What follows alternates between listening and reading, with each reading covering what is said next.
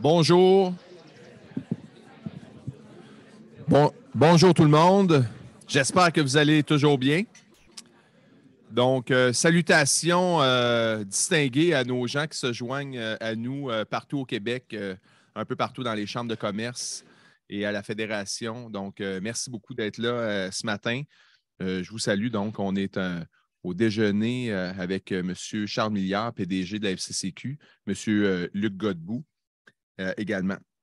Donc, j'aimerais vous présenter donc, notre premier interlocuteur qui va venir vous présenter notre conférencier invité. Donc, je vous présente M. Charles Milliard, président-directeur général de la Fédération des chambres de commerce du Québec.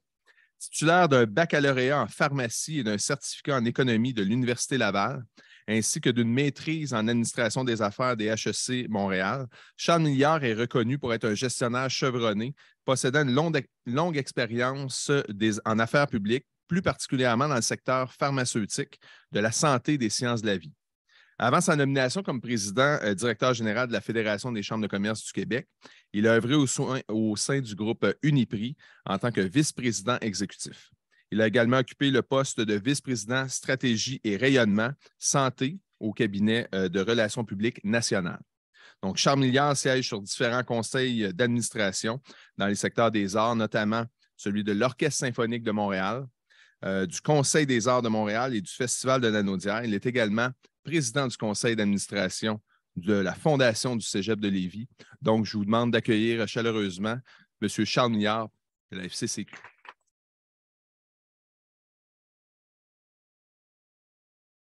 Alors, bonjour à tous. Bon matin. Merci pour tous ces éloges. Ça me fait très plaisir d'être avec vous aujourd'hui. Donc, évidemment, bonjour aux gens de Sherbrooke. Bonjour aussi aux gens qui sont avec nous par la magie de la télévision, comme on disait il y a 60 ans. Alors, ça nous fait plaisir parce que, dans le fond, notre invité aujourd'hui, on a eu plusieurs discussions dans les dernières semaines, puis il reçoit plusieurs demandes de chambres de commerce de venir parler du sujet. Vous comprendrez que Luc a plusieurs talents, mais pas celui d'avoir le don d'ubiquité, donc de pouvoir être partout au Québec. Donc, on s'est dit qu'on ferait un événement de nature provinciale, mais sur les terres de l'Université de Sherbrooke. Alors, ça fait longtemps que les gens de Sherbrooke me disent que c'est le centre du monde. Donc, c'est ce matin que ça se passe. Je veux saluer les élus, d'ailleurs, aussi, qui sont avec nous aujourd'hui au niveau municipal, au niveau provincial aussi. Je veux remercier la Chambre, donc Sébastien, Louise, chambre très dynamique qui a été élue Chambre de l'année, d'ailleurs, il y a 2 ans, au Gala des chambres de commerce. Alors, puis ils ne peuvent pas gagner 2 années de suite. Alors, c'est pour ça que ce n'est pas l'année passée. Mais plus sérieusement, le sujet d'aujourd'hui, il est extrêmement important pour nous à la Fédération. Nous, on pense que c'est un des piliers pour se sortir du trouble qu'on est en ce moment, qui est la pénurie de main-d'œuvre. Et c'est important d'en discuter. C'est un dossier politique, donc on ne peut pas empêcher la politique d'être là, mais c'est un dossier scientifique aussi, puis il y a des données derrière ça. Et notre invité ce matin, c'est le pape de la donnée scientifique en fiscalité et en finances publiques au Québec. J'ai très peu besoin de vous le présenter. Et il a une crédibilité scientifique, mais aussi une crédibilité médiatique.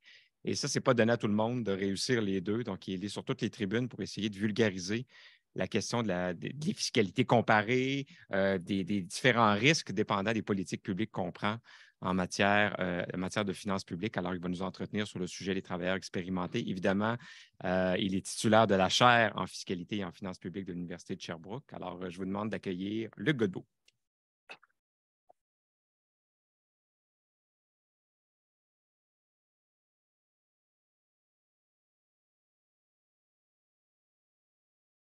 Alors, bonjour tout le monde. Merci de l'invitation.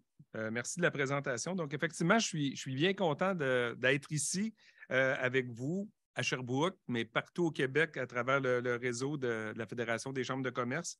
Effectivement, c'est un sujet qui suscite beaucoup d'a priori. Donc, l'idée de poursuivre le travail une fois la retraite, c'est un sujet qui est d'importance capitale dans un contexte de rareté de main-d'œuvre, disons-le ainsi. Puis on va essayer de défaire à travers ça un peu des idées reçues comme quoi c'est pas payant de continuer à travailler une fois à la retraite. On va essayer de détricoter ça tranquillement. Donc, je débute sans plus tarder la présentation. Essentiellement, je vous montre le plan, là. Donc, on va d'abord regarder des enjeux contextuels, essayer de comprendre un peu qu'est-ce qui se passe autour de ça. On va regarder les revenus à la retraite, qu'est-ce qui existe déjà en termes d'incitation au travail? Puis, on va terminer à vous dire, est-ce qu'il y en a assez, puis est-ce qu'il faudrait des pistes d'amélioration, si besoin il y en a? Puis on va faire quelques cas types à travers ça, de dire qu'est-ce qui reste dans les poches d'un retraité s'il décide d'aller gagner des revenus de travail à revenus faibles, à revenus moyens, à revenus un peu plus élevés. Donc, essentiellement, c'est ce qu'on va faire. Puis, je le dis tout de suite, mais je vais aussi vous montrer un outil que le ministère des Finances a fait qui est pas mal génial, qui est pas mal simple d'utilisation, puis qu'on peut envoyer tous ceux qui hésitent à aller travailler, à aller sur le site, puis en mettant 4-5 chiffres, pas plus, ils vont pouvoir voir si c'est vrai, défaire l'idée reçue que ce n'est pas rentable d'y aller dans leur situation, ou bien que ce n'est pas si payant que ça. Dans leur cas, ça va dépendre. Donc, c'est ce qu'on va regarder. Donc, on commence par un certain nombre d'enjeux contextuels. Bien, d'abord, c'est vrai qu'il y a de plus en plus d'entreprises qui sont touchées par la rareté de main-d'œuvre. Il y a 10 ans, on disait que c'est les entreprises du jeu vidéo, c'est les entreprises de l'aéronautique. Là, c'est pas mal généralisé. Il y a une augmentation du nombre de postes vacants. Dans le deuxième trimestre 2022, là, donc tout récemment, là, l'ISQ parlait de 250 000 postes vacants au Québec. Quand même gros, jumelé à un taux de chômage extrêmement bas. Donc, ça nous amène à mieux comprendre qu'est-ce qui se passe autour de la rareté de main-d'œuvre. Cela dit, je pourrais vous montrer 1000 diapos. Ce n'est pas un fait qui est si nouveau que ça, ou ce n'est pas un fait qui est inattendu à tout le moins. Donc, en 2011, il y avait une commission nationale sur la participation au marché du travail. À l'époque, ils appelaient ça pour les travailleurs d'expérience de 55 ans et plus.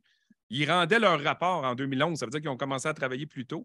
Puis ils parlaient déjà qu'une contribution possible pour contrer la pénurie de main-d'œuvre, ce serait d'augmenter les taux d'emploi des personnes un peu plus âgées. C'est encore d'actualité, mais ça veut dire que c'était précurseur. Puis si on retourne voir dans les années 2000, des démographes, la démographie, c'est quand même un paquebot qui est long à déplacer. Le vieillissement de la population, il était quand même facile à prévoir. Quand tu vois qu'il naît moins d'enfants dans les années 70, tu t'attends plus tard que l'après-baby boom va quand même créer un changement sur le marché du travail. Ici, je vous montre, dans le fond, le plus gros bassin de travailleurs au Québec. On peut bien parler des 65-69 ans, on peut bien parler des 15-19 ans, mais le plus gros bassin, c'est quand même les 20-64 ans. Ce bassin-là de travailleurs potentiels, ce n'est pas tout le monde qui travaille, là, mais c'est la gang la plus susceptible de travailler. Puis quand on regarde cette gang-là, de 71 à 91, le nombre, par l'effet du baby-boom, le nombre de gens âgés de 20 à 64 ans augmentait de 1,1 million. Fait que là, il fallait lui trouver des jobs. Les taux de chômage étaient plus élevés, il fallait lui trouver des jobs. Puis là, on arrive dans la deuxième période, 91 à 2011. Là, c'est plus 1,1 million de nouveaux qui arrivaient dans la gang, c'est 600 000, la moitié moins. Puis là, si vous regardez la dernière période, bien là, de 2011 à 2031, ça ne croît plus. À vrai dire, il y avait un petit plus 100 000 entre 2011 et 2021, puis un moins 100 000 entre 2021 et 2031. Si bien qu'en 2031, la gang va être aussi peu nombreuse ou aussi nombreuse qu'elle l'était 20 ans plus tôt. Fait que quand les gouvernements disent hey, on veut mettre des mesures incitatives, on veut créer de l'emploi, on veut aider telle usine à croître, bien, ça veut dire que ça se fait à travers un bassin de travailleurs qui, lui, ne croît plus. Fait qu'il faut aller chercher du monde qui ne travaille pas, qui vont vouloir travailler, ou dire on peut-tu miser sur d'autres groupes pour qui rentrent sur le marché du travail. Je ne l'ai pas l'image, mais si je vous montre l'Ontario, vous comprenez que l'Ontario, entre 2011 et 2031, ce n'est pas de même. Là. Ça croît. Là. Eux, ils vont en avoir peut-être pas autant qu'avant, mais ils vont en avoir des nouvelles personnes en âge de travailler là-bas. Donc, il y a une dynamique qui est différente. Bon, je ne suis pas un spécialiste du marché du travail, là, mais peut-être vous dire aussi que d'autres facteurs explicatifs. Effectivement, la pandémie, elle a accentué le phénomène, mais c'est un phénomène qui était déjà présent. Il y a eu des problèmes peut-être aussi liés, en tout cas, associés avec la pandémie de l'arrivée de travailleurs étrangers temporaires. Il y a eu une diminution des cibles d'immigration aussi. Puis il y a peut-être un problème aussi d'arrimage entre les besoins du marché, des problèmes d'arrimage de compétences entre les besoins du marché et les personnes qui seraient disponibles à le faire. Donc, il faut quand même, c'est d'autres éléments qui peuvent aggraver la notion de rareté de main-d'œuvre. Bon, là, on arrive au vieillissement de la population. la proportion des 65 ans et plus dans l'économie, ce n'est pas un phénomène nouveau qui augmente. Donc, ils sont de plus en plus nombreux. Là, j'ai arrêté en 71, mais probablement, j'avais commencé en 51, ça aurait été le cas aussi. Là, donc, les personnes âgées vivent plus longtemps, puis sont en plus grand nombre. Mais on note quand même, entre 71 et 81, ils sont passés de 7 à 9 %, mais c'est plus 2 points de pourcentage. Plus 2 points de pourcentage après, plus 2 points, puis à un moment donné, tu arrives à plus 3, plus 4. Puis entre 2021 et 2031, c'est plus 5 points. Passe de 20 à 25 % de la population québécoise. Donc, il va y avoir un quart de la population québécoise qui va avoir 65 ans et plus en 2031. Ce 25 %-là, je reviens avec l'Ontario, puis encore une fois, je n'ai pas de diapo pour étayer mon propos, mais ils vont eux aussi un jour atteindre 25 %, mais même en 2045, ils ne l'ont pas encore atteint. Il y a un phénomène, nous, ici, que c'est plus rapide. Le post-baby boom a été plus rapide, ce qui fait que notre population se transforme plus rapidement. Bon, là, je reviens avec le Québec-Ontario, mais cette fois, j'ai l'Ontario. Fait qu'au moins, on va pouvoir le voir pour de vrai. Ici, je parle, ce n'est pas un indicateur qui est parfait, l'âge moyen, parce que si personne partait à la retraite, l'âge moyen n'existerait pas. Là. Fait que ceux qui ne partent pas à la retraite, ils ne sont pas dans la donnée. C'est juste ceux qui partent, quel âge qu'ils ont. Donc, en 1976, l'âge moyen pour partir à la retraite au Québec, c'était 65,1, un petit peu plus élevé que l'Ontario, disons similaire. T'sais. Puis là, comme je vous disais, on avait un phénomène plus grand chez nous. Donc, plus un baby boom plus grand, plus d'entrées dans la gang des 20 à 64 ans, un taux de chômage plus élevé. Là, on s'est mis à dire, s'ils pouvaient partir à la retraite, les personnes âgées, on va faire de la place aux jeunes. Vous l'avez entendu, là, dans les années 80-90, faire de la place aux jeunes. On s'est mis à mettre des incitatifs pour que les plus vieux partent. Bien, c'est ça. Mais ça a marché. Donc, la politique a marché. Ils sont maintenant, en 98, on partait 7 ans plus tôt à la retraite, puis on avait un écart avec l'Ontario d'à peu près de 3 ans. Donc, notre politique a fonctionné dans ce sens-là. Puis là, maintenant, on veut le contraire. Puis vous voyez, ça remarche à nouveau. L'âge moyen réaugmente au Québec. Là, on est rendu à moins d'1 an d'écart avec l'Ontario. Puis c'est en 2019. Probablement, quand on va arriver, si on va avoir des données dans 2022, ça va probablement être encore un petit peu plus élevé. Donc, les politiques peuvent fonctionner, mais on est encore loin. Puis là, le 63 ans au Québec en 2019, si on le sépare, fonction publique, secteur privé, c'est sûr qu'il y a un écart là-dedans. Là. Le privé part plus tard que le public. Puis si on ajoute travailleurs autonomes, généralement, ils partent encore plus tard. Mais là, ça, c'est la moyenne de tous ces gens-là confondus. Toujours dans une perspective de comparaison Québec-Ontario, si on regarde les taux d'emploi, je reviens à ma gang des 20 à 64 ans, bien, on a des meilleurs taux d'emploi que l'Ontario. Donc, et ça, c'est principalement dû à la politique des garderies à contribution réduite qui a été mise en place il y a une vingtaine d'années. Donc, le taux d'emploi des maires étant beaucoup plus fort qu'en Ontario, bien, ça fait que le taux global des 20-64 ans, on a des meilleurs taux d'emploi qu'eux maintenant. Par contre, quand on regarde par groupe d'âge, pour les 60-64 ans, pour les 65-69 ans, bon, les 70 ans et plus, c'est peut-être moins important, mais pour les deux groupes où il y a une forte cohorte actuellement, on s'aperçoit qu'il y a un taux d'emploi qui est moindre que l'Ontario. C'est peut-être là qu'il y a un possible rattrapage. Ça ne comblera pas toute la pénurie de main-d'œuvre. Des fois, il y a des études qui disent que ce n'est pas suffisant. Mais non, ce n'est pas suffisant. Mais c'est un des facteurs contributifs. Là, donc, c'est sur ces gens-là qu'il faut jouer pour améliorer les taux d'emploi. Puis c'est pas mal là-dessus que les politiques publiques ont commencé à jouer pour améliorer. Bon, je ne passerai pas beaucoup de temps ici, mais il faut détricoter des idées reçues. Donc, c'est ça un peu l'objet sous-jacent de la présentation. C'est de dire, les gens ont des a priori qui étaient peut-être vrais en plus il y a 10 ans, mais qui ne le sont plus. Puis, il faut essayer de détricoter ça tranquillement. Donc, ce n'est pas payant d'aller travailler et faire un revenu supplémentaire une fois à la retraite. Je vais payer de l'impôt à la fin de l'année, je vais payer plus de cotisations sociales, je vais perdre des prestations. Ça se peut que tout ça soit vrai, puis malgré tout, que ça soit payant d'aller travailler. Parce qu'il faut quand même être juste aussi. Il y en a qui arrivent avec des idées, puis on a eu des campagnes électorales, puis il ne faut pas trop en faire non plus. Là. Il y en a qui disent à 65 ans, on ne devrait plus payer d'impôts, on en a payé toute notre vie. OK. Ben, regardez le système de santé, regardez le système d'éducation, regardez les routes.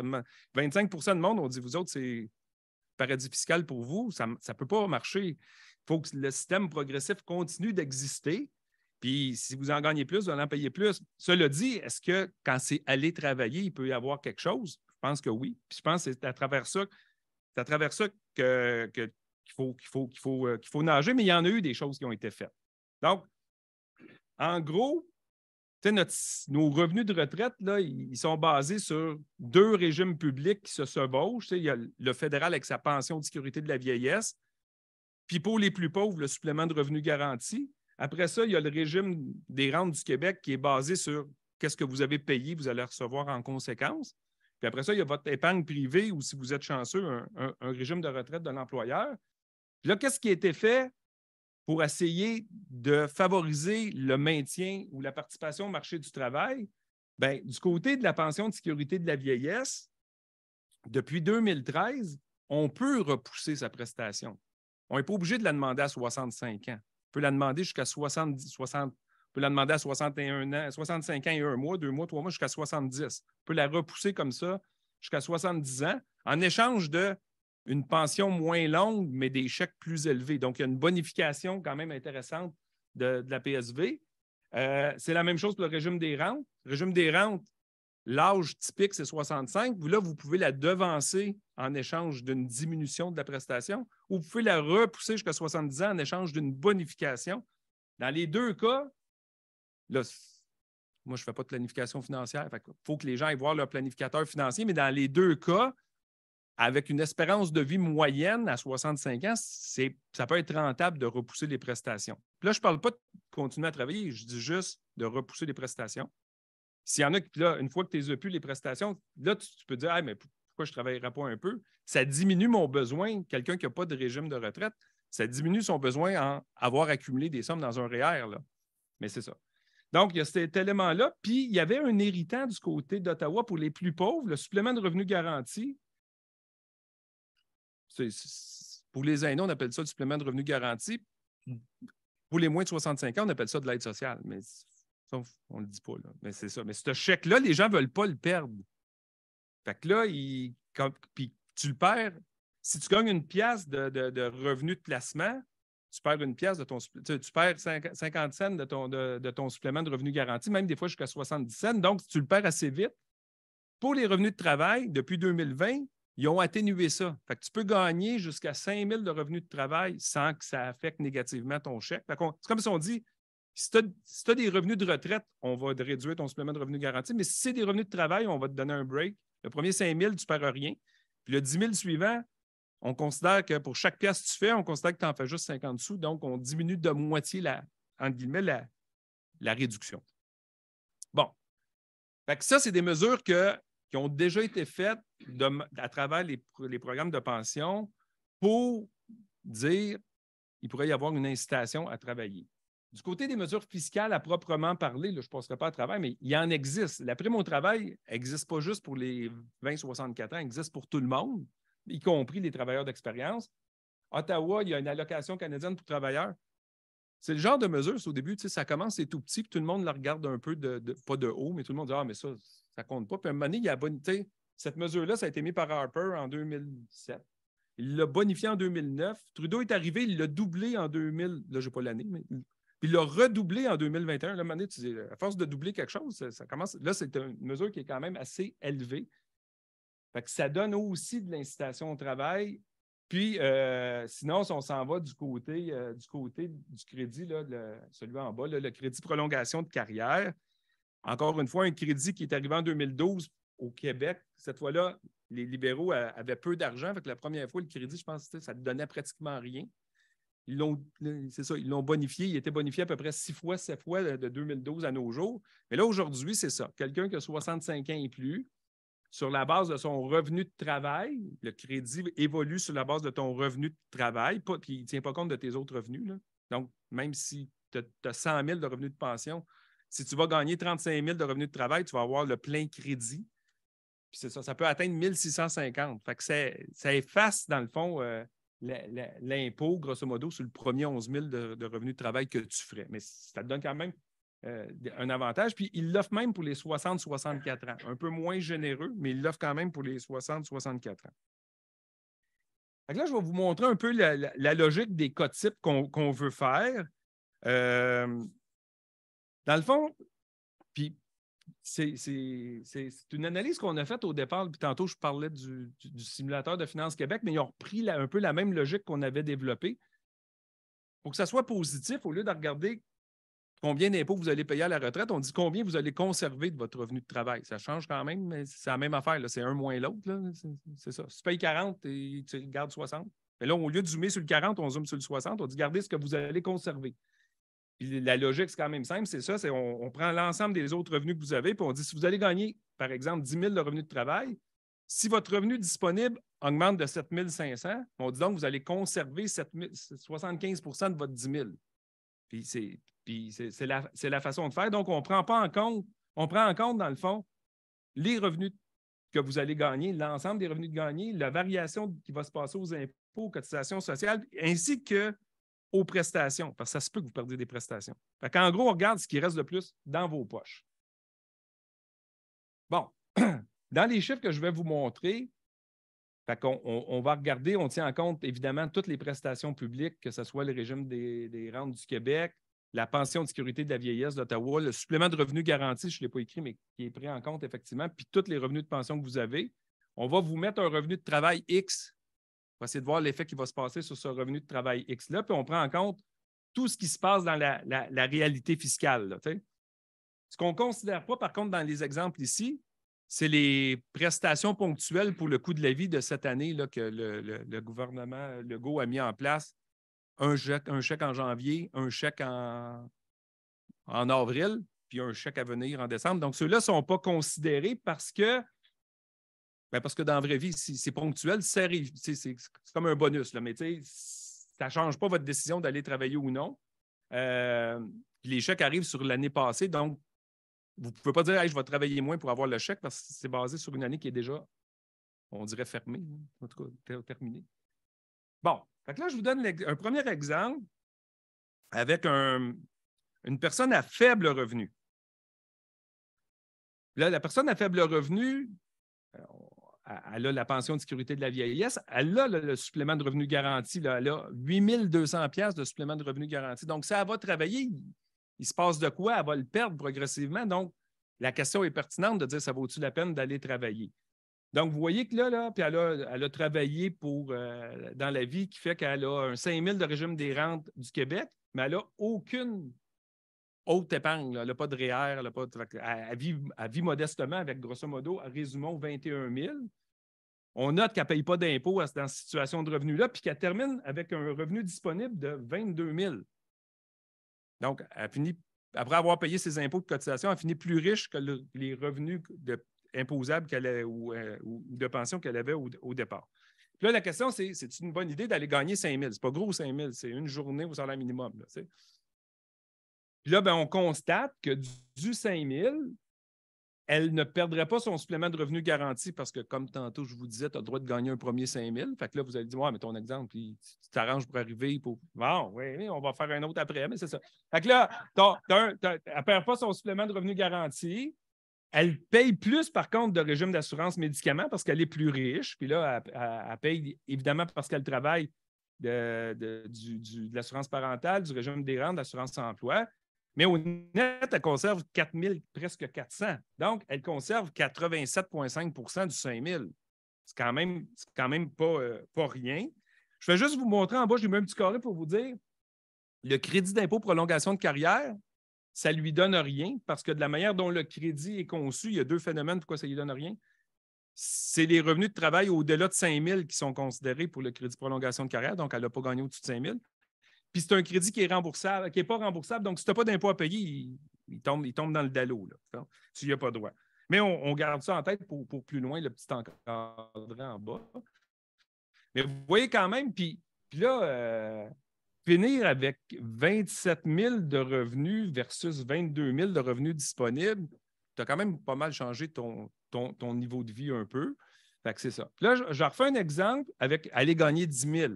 Là, maintenant, le 10 000, t'affecte un petit peu sur le supplément de revenu garanti. Donc, c'est vrai que tu vas perdre la prestation. Tu vas en perdre 1656 de prestation. Tu ne payes toujours pas d'impôt parce que tu es trop pauvre. Tu vas payer un petit peu plus d'assurance médicaments. Tu payes encore tes cotisations, tout ça.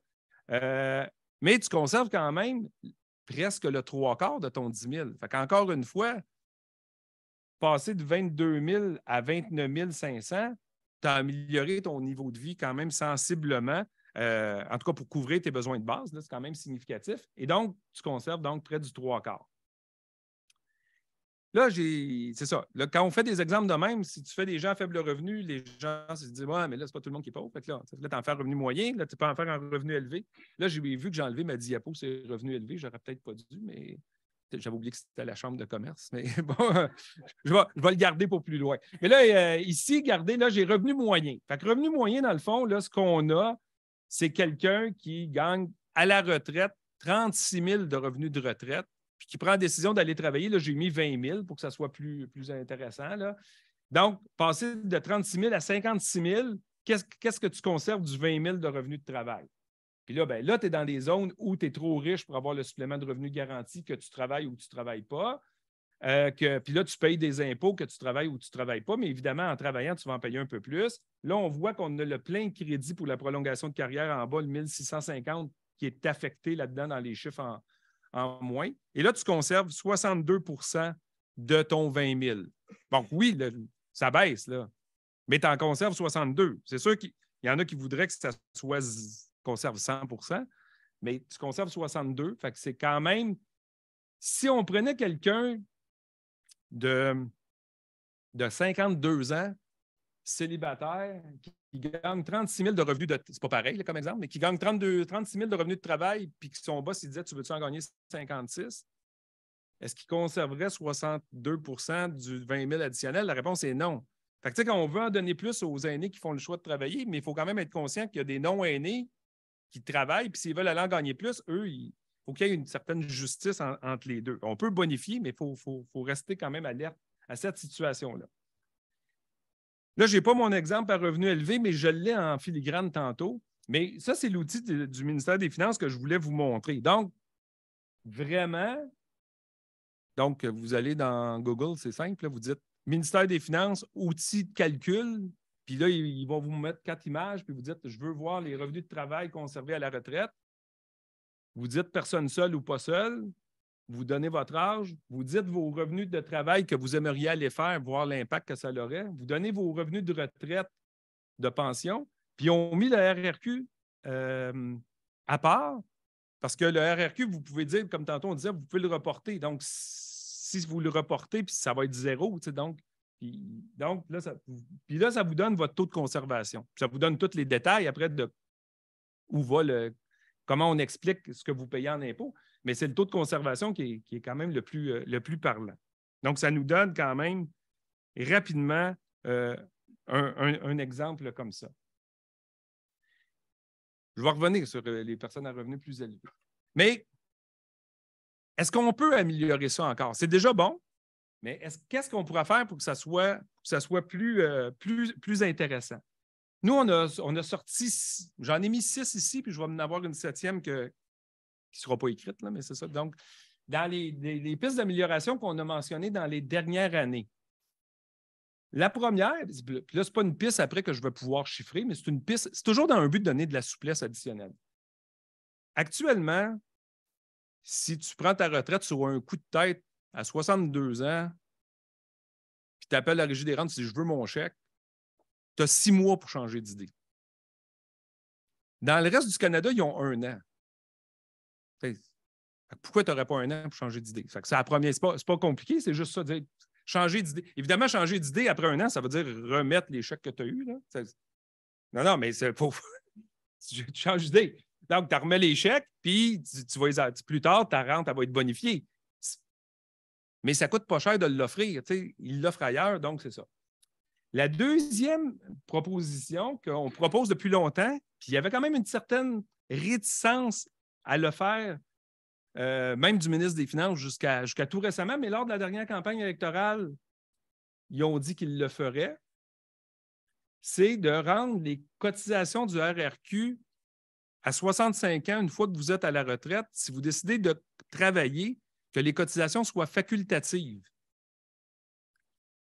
Là, après ça, le monde de Régie des rentes dit « Ouais, mais c'est payant de continuer à cotiser. Pourquoi tu dis qu'il faut… » Mais moi, je dis facultatif. Je ne dis pas qu'il ne faut pas le faire. Asseyez-vous encore une fois avec votre conseiller. Il peut y avoir des situations où il faut que tu continues de cotiser.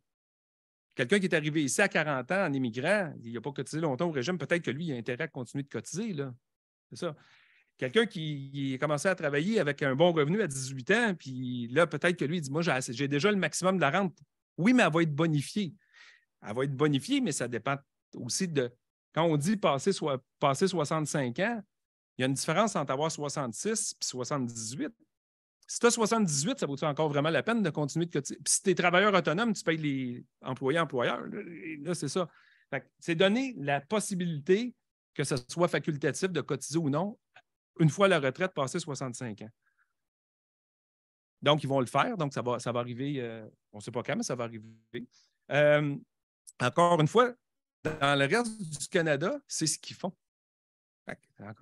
C'est toujours dans le but de donner un peu plus de souplesse.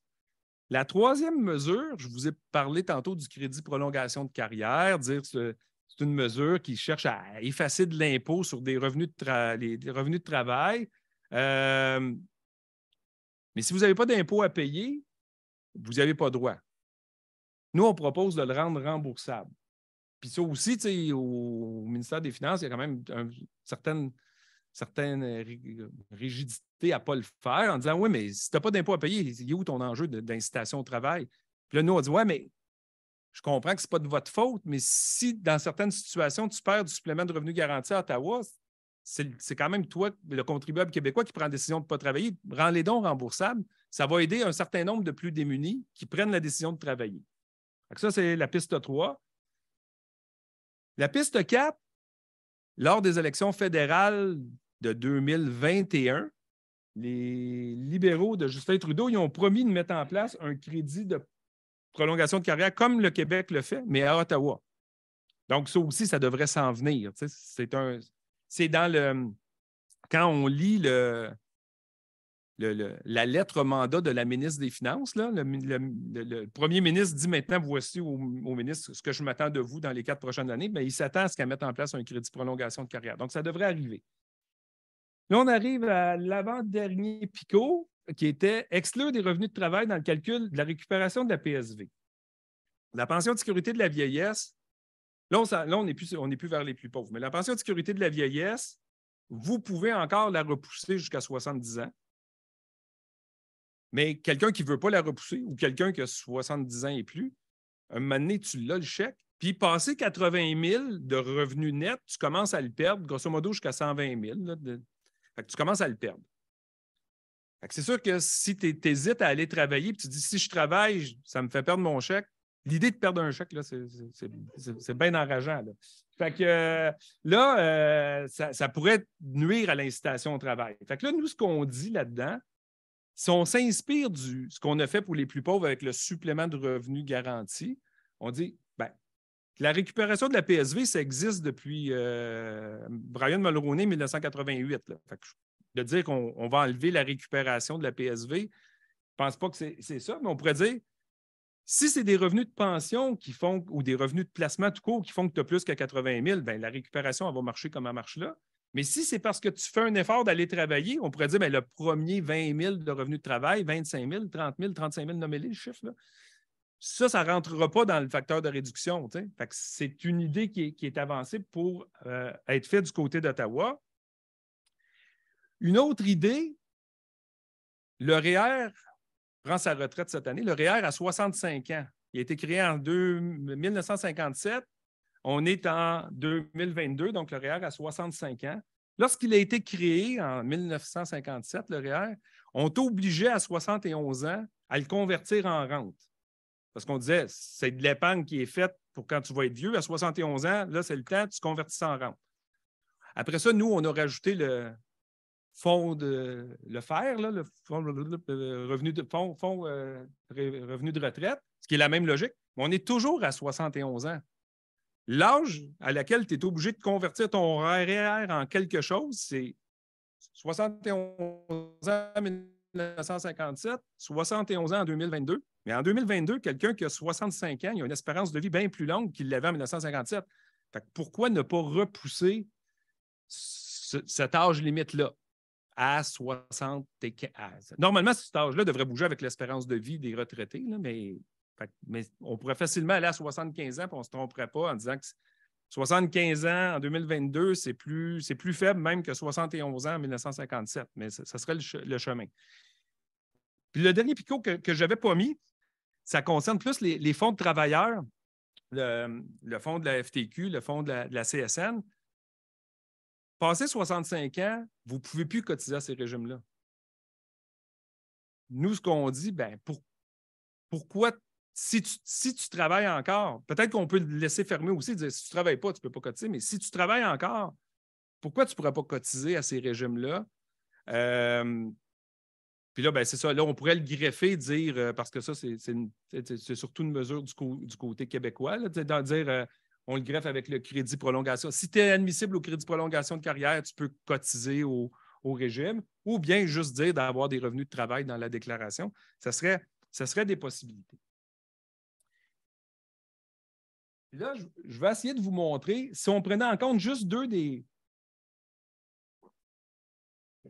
4 mesures, donc rendre les cotisations facultatives, et dans mon cas, là, ici, faire le choix de ne pas cotiser, là, parce que si tu continues de cotiser, ça va donner le même résultat que tantôt.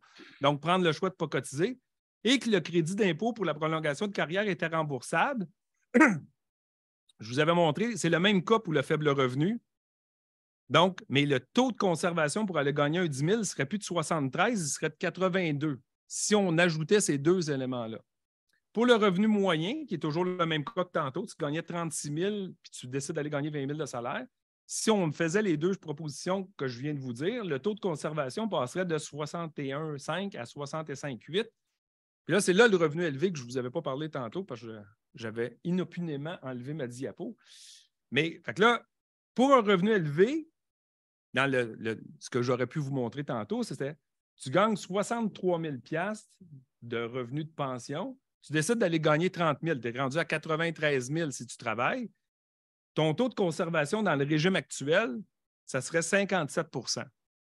Avec les deux propositions que j'évoquais tantôt, donc deux propositions qui sont RRQ facultatif et rendre remboursable le crédit, tu passerais à 61,4 pour des revenus élevés aussi. Donc, la bonification s'appliquerait. Là, j'ai refait l'exercice puis j'ai rajouté les deux derniers picots, les deux picots suivants, dire si le fédéral en mettait un, crédit d'impôt prolongation de carrière, puis si on permettait à des revenus de travail d'être exclus du calcul du remboursement, de la récupération de la pension de sécurité de la vieillesse. Puis là, vous voyez, là, encore une fois, pour le faible revenu, les deux dernières propositions d'Ottawa ne changeraient pas par rapport aux deux bonifiés. Là, on reste de 82,3 à 82,3 parce que la personne à faible revenu bonifie la PSV à avoir des revenus, ça ne change rien, elle ne la perd pas. Puis le crédit, elle n'a pas d'impôt à payer à Ottawa. Donc, si le crédit n'est pas remboursable, ça ne changerait rien. Pour le revenu moyen, on voit que l'on passerait de 61,5 à 65,8. Puis si on rajoute les deux mesures fédérales, on est rendu à 72,6. Fait que là, on est à 3/4 de conservation. Puis pour les revenus élevés, on voit aussi que ça changerait, surtout avec la proposition de ne pas compter une partie du salaire dans la détermination de la PSV. On serait rendu aussi presque à passer 70, je n'ose pas dire 75 parce qu'on est à 71,6. Mais vous voyez, il y a moyen de les améliorer puis de laisser le régime un peu cohérent par rapport à d'autres situations. Fait que j'arrive à la fin. Dans le fond,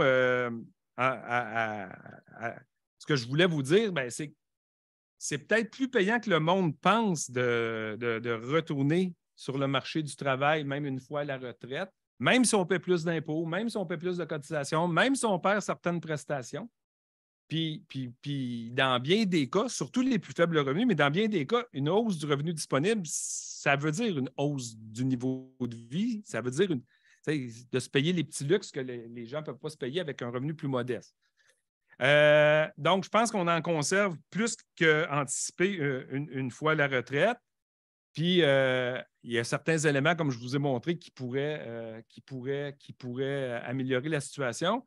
Puis ça, je vous l'avais dit tantôt, mais là, entre pas en faire assez puis en faire trop, il y a l'équilibre. Là, puis là, que ce soit durant la campagne électorale ou avant la campagne électorale, il y en a qui arrivaient et disaient, c'est ça, on va détaxer le premier 25 000 de travail pour les aînés. Mais là, c'est ça, ou quelqu'un qui n'a pas travaillé, là, il y en a qui avaient des idées. Là, si vous n'avez pas travaillé pendant 2 ans, puis vous revenez travailler, on ne vous taxera pas sur votre premier 25 000, encore une fois. Là, tu dis, c'est qui pourra arrêter de travailler 2 ans puis revenir après? Est-ce que c'est un fonctionnaire qui a un bon régime de retraite publique? Si la réponse est oui, pourquoi quelqu'un qui travaille, lui qui n'a pas les moyens d'arrêter puis qui a 64 ans, pourquoi lui, il paierait plus d'impôts sur son salaire que l'autre qui a eu le luxe d'arrêter? Il faut trouver l'équilibre.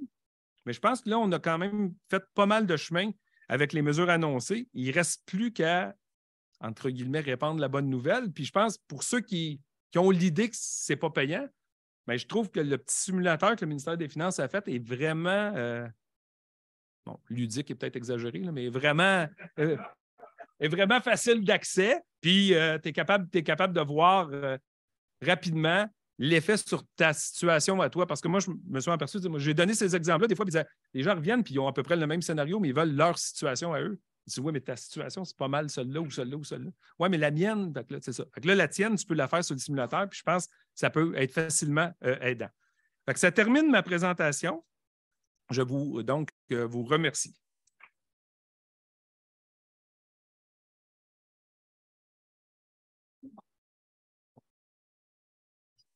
Excellent. Merci beaucoup, Luc. Moi, j'ai l'occasion dans ma job d'entendre beaucoup de conférences.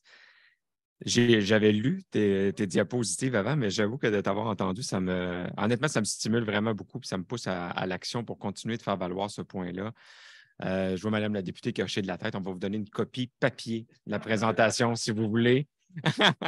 Mais sans blague, je pense que le gouvernement provincial, entre autres, a fait un certain nombre d'initiatives importantes là-dessus. Mais le gouvernement fédéral, tu l'as bien mentionné, Luc, a beaucoup de choses à faire aussi là-dessus. Vraiment, la simulation sur la personne qui avait le plus faible revenu là, avec le supplément de revenu garanti, le taux de conservation de 87 je pense. Quand tu as mentionné, ce qui est intéressant, c'est que tu as mentionné que 5 000 bon, ça peut représenter une journée par semaine au salaire minimum, mais c'est exactement ça, le meilleur exemple pour un commerce de détail, que ce soit en région ou à Montréal. Ça peut faire la différence pour les entrepreneurs si quelqu'un prend la décision de revenir travailler une journée par semaine. Pas 5, pas 6, surtout pas 7, une journée. Ça va empêcher une diminution des heures d'ouverture, diminution de la qualité du service. Puis je vais rajouter à ça un burn-out du propriétaire. Et je vais rajouter aussi des bénéfices non monétaires pour la personne qui retourne travailler dans plusieurs cas. Je ne fais pas d'amalgame entre les revenus et la santé mentale, mais c'est le fun d'aller travailler quand même. Pour plusieurs personnes, ça fait la différence. C'est un élément de sociabilisation. Alors, moi, je trouve que c'est ma diapo préférée, celle-là, parce que ça montre la pertinence que juste un petit effort, une décision d'une personne va faire la différence dans une région donnée. Alors là, on a parlé de ce que les gouvernements doivent faire. C'est bien beau, puis moi, j'aime beaucoup ça, faire ça. Mais je voudrais aussi vous parler rapidement, avant qu'on passe au salon pour quelques questions avec Luc. Je ne sais pas si on peut remettre la présentation. Juste quelques points sur j'ai quelques diapos suite à la présentation de Luc sur le rôle des employeurs. En fait, à la limite, je n'ai pas besoin des diapositives. Donc, oui, c'est bien beau d'avoir des mesures fiscales, tout ça, mais il faut que les employeurs aussi fassent leur part pour changer la culture des organisations. Alors, moi, je fais beaucoup de sorties publiques sur la question des travailleurs expérimentés, pas autant que Luc, mais Luc en fait aussi.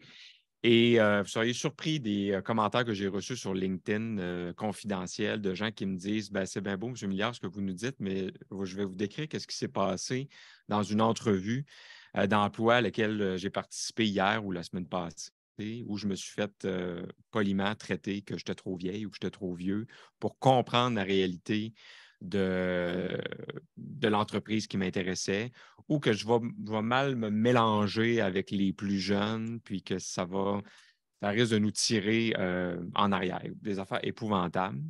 Alors, les employeurs qui nous écoutent aujourd'hui ou qui sont même dans la salle, je n'ai pas peur de vous, si c'est ce que vous pensez, bien, j'ai envie de vous dire tant pis pour vous. Parce que là, on est vraiment dans une pénurie de main-d'œuvre incroyable. Donc, d'avoir des commentaires comme ça, pour moi, là, c'est Complètement. Puis ça vaut pour des entreprises en haute technologie, ça vaut pour des entreprises où la moyenne d'âge est de 25 ans, 30 ans. Le maillage qu'on peut faire entre les personnes moins expérimentées et les personnes plus expérimentées, ça a un autre avantage qui va au-delà de la question fiscale. Donc, pour les entrepreneurs, il faut changer la culture organisationnelle. Il y a des entreprises qui le font extrêmement bien. Je pense à une entreprise, évidemment, le groupe Maurice, vous allez me dire qu'ils connaissent ça, les personnes plus âgées. Oui, mais dans la culture organisationnelle, le mélange qui se fait entre des travailleurs, les campagnes qu'on voit aussi à la télévision, je trouve que c'est un bon exemple à suivre. Donc, la question de la culture, puis la question aussi d'avoir un plan d'action. Donc, on n'arrive pas comme ça dans une organisation à dire, bien, finalement, je vais recruter 10-15 personnes de 65 ans et plus, puis on va voir qu'est-ce que ça va donner avec mes plus jeunes. Donc, c'est quelque chose qui se prépare aussi. C'est quelque chose qu'il faut parler. Et parler, ça veut dire aussi une campagne de sensibilisation. Donc, là, je reviens au gouvernement. Je pense que moi, dans la vie, j'aimerais bien voir 2 campagnes gouvernementales avec un S, sur 2 choses. Premièrement, c'est normal d'aller à l'école toute sa vie maintenant. Et deuxièmement, c'est normal et même souhaitable pour ceux qui le veulent de travailler plus longtemps. Donc, l'espérance de vie augmente, le besoin de sociabilisation, tout ce que je vous ai mentionné tantôt, mais le fait d'apprendre aussi. Puis aller au travail pour plusieurs, c'est une occasion d'apprendre aussi. Alors, vous le savez, puis là, je diverge un peu en parlant d'éducation puis de formation. On sait très bien, moi, quand j'étais plus jeune, en tout cas, quelqu'un de plus âgé, quelqu'un de 40 ans, 50 ans, wow, qui décidait de retourner aux études, qu'est-ce qu'on disait? Oh, c'est weird, c'est bizarre, cette personne-là s'est trompée. Qu'est-ce qu'elle va faire là sur les bancs d'école?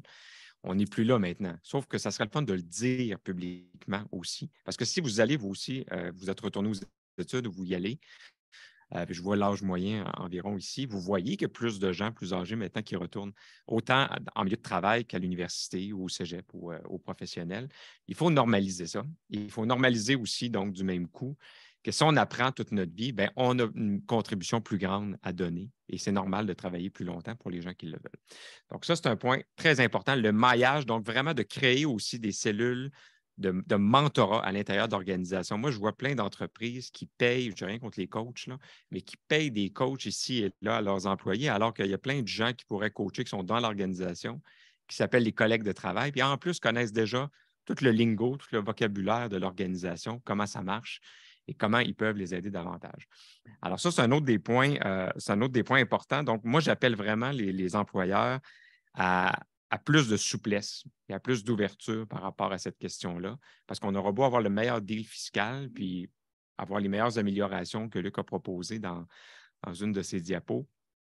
Il reste que c'est l'employeur qui prend une décision en bout de ligne. Puis là, il n'est pas minuit moins 1, il est minuit et 10 en termes de pénurie de main-d'œuvre. La question de l'immigration, oui, c'est un levier, mais ce n'est pas le seul. Attendez pas juste après ça parce que vous allez être déçus. La question de la requalification, d'investir dans des machines dans les organisations, oui, c'est bon. Ça ne réglera pas votre chiffre manquant dimanche prochain. Ce qui risque de régler le plus rapidement possible dans plusieurs organisations, c'est des mesures plus à portée de main comme le recours aux travailleurs expérimentés. Alors, moi, je vous enjoins vraiment là, à propager cette présentation-là. D'ailleurs, c'est pour ça qu'on l'enregistre. On va la rendre disponible à travers le réseau de chambre. Je pense que c'est une demi-heure. Vous pourrez couper ma partie à moi, mais la partie de Luc, c'est une demi-heure extrêmement bien investie là, et surtout très chiffrée. Puis c'est ça qui rend le débat plus pertinent. Alors, il nous reste quelques